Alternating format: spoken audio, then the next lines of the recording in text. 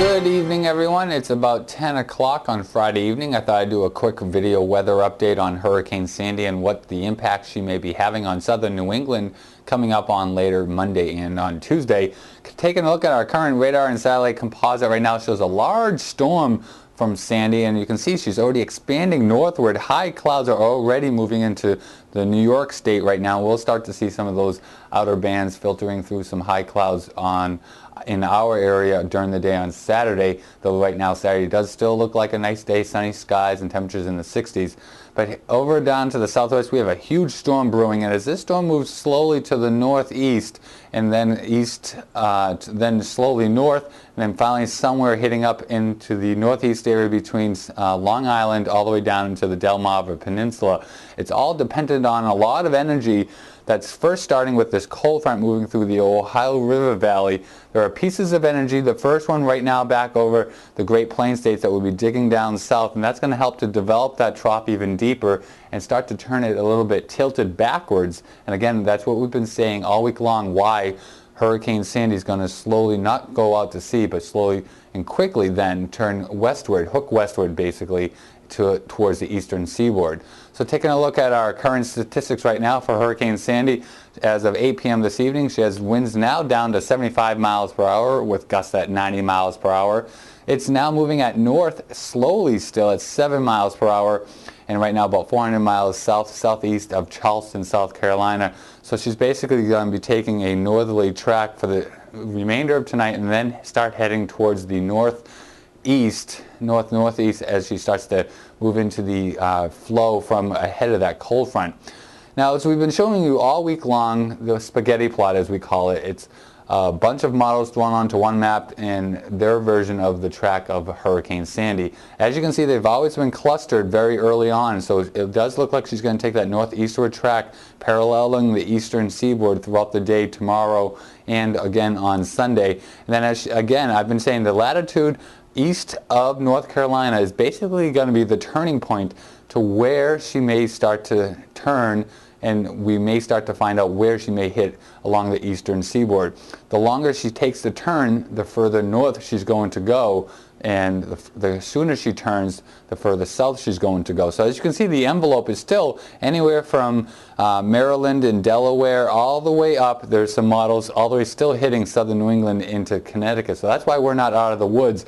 And as well as what I've been saying all week long, we're not focusing on the center of where the hurricane hits. It's because once she becomes into the northern latitudes, it's going to grow into a humongous storm, and as she hits the coast, the winds are going to actually spread out from the storm. So all those winds that were 80 miles per hour, they're going to slowly weaken, but it's going to broaden out into a much wider area, covering probably anywhere from 200 to 300, 350 miles away from the center. So just because we're not near the center doesn't mean we're not going to receive tropical storm force winds. The closer we are to the center where she makes landfall will be where the chances of hurricane gusts along the coast.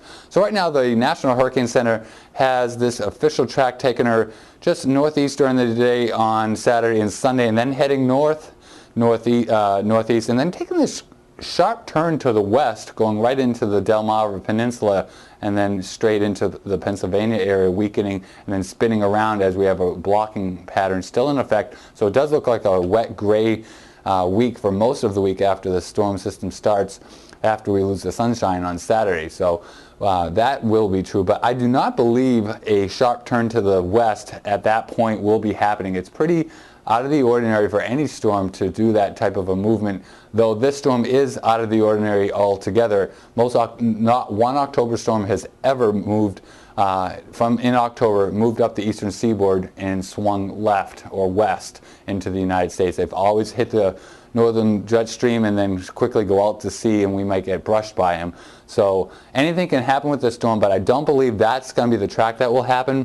My forecast track right now still stands as of last night. I lowered it south a little bit, staying at Category 1 hurricane and actually gaining some strength as she hits the northern latitudes and develops into a more ocean storm, and actually may become close to a Category 2 hurricane in wind strength by the time she makes landfall. But my track takes her swinging a nice curvature all the way into central New Jersey. And with that track, it does put us a little bit closer towards the center. So with my forecast track, we would see some higher wind gusts versus the white track, which is the current official national hurricane track going into the Delmarva Peninsula. So what will we expect right now with the current impact? With the current track from the National Hurricane Center, we see that the deepening trough is going to be the reason why it's going to be swinging Sandy back into our region. But who gets the high winds and the heavy rains? Well, right now, anywhere from southern New England all the way down to New Jersey has the best chance of seeing the best severe coastal flooding because of the onshore flow to the north of a landfalling hurricane, or in this case, a hurricane/subtropical storm. Areas to the south will have winds coming onshore, going through the Chesapeake Bay, so their storm surge won't be as much. And then all the way into a North Shore area in Beverly and Gloucester, they still will have some severe coastal flooding. And don't forget, we have some high tides because of astronomical tides being high on Monday. So the midnight time frame on Monday night into Tuesday will be right now the first time we have the best chance of some beach erosion during high tides. So on a landfalling hurricane, as I've been saying all week long, this is just a general map. Here's a hurricane hitting land. Areas to the north and northeast, which is where we're going to be on right now as far as that system making landfall toward our south. That's where you have your major coastal flooding and your strongest damaging winds. And that's why I'm expecting some at least tropical storm force winds and at least 2 to possibly up to 4 inches of rainfall with the current National Hurricane Center's track. I'll get into more detail with that in a few seconds. So taking a look at their the expected peak winds between Sunday and Tuesday, with the track hitting somewhere down over southern New Jersey and Delaware. With that track, I expect an easy 60 to 80 mile an hour wind gusts, even extending into southern New England over southern Connecticut, Rhode Island, and Massachusetts over the southeastern Mass, Cape, and the islands.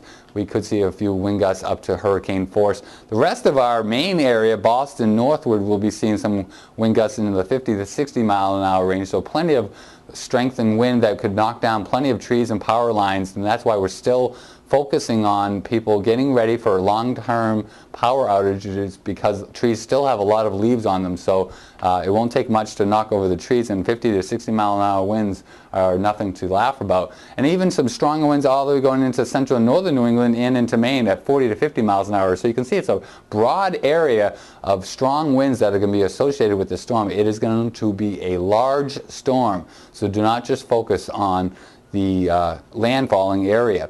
Rainfall, where it makes landfall, is the heaviest rain. I think this is a little underdone. It says 4 to 8 inches in this area. I could easily see areas up to a foot of rain, exactly where the landfalling area is. Again, all these maps that I'm showing you, if my forecast is correct and it's a little bit further north, you can just jog these maps a little bit further north, where on my map prior I would have Boston probably just on the edge of hurricane force gusts, being 60 to 80 miles an hour, and the rainfall would probably be a little bit higher. I'd say about 4 to 5 or 6 inches, where right now it's in the 2 to 4 inch range in the Boston area.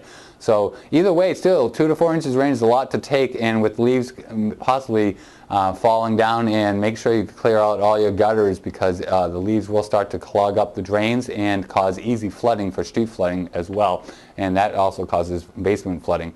Quick look at your 5-day forecast. Tomorrow is still going to be a great day with temperatures in the 60s. We will see increasing cloudiness later on in the day.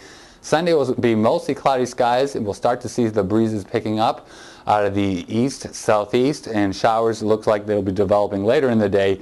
It's not until later on Monday, and then overnight, Monday night, and all day Tuesdays look like when we'll see the worst impact, the strongest winds, possibly up to hurricane force scales, depending on the exact track of Sandy, with temperatures holding in the upper 50s, and possibly as well a lot of street flooding based on heavy rainfall and possibly the leaves clogging the drains as well. So now is the time to prepare. I hope to have another update later on, probably Saturday evening, with all the latest weather information that I'm gathering, and hope to bring it to you as soon as I can. So stay tuned, prepare for the storm as best you can, and we'll see you tomorrow evening. Thank you very much for tuning in. Have a great night.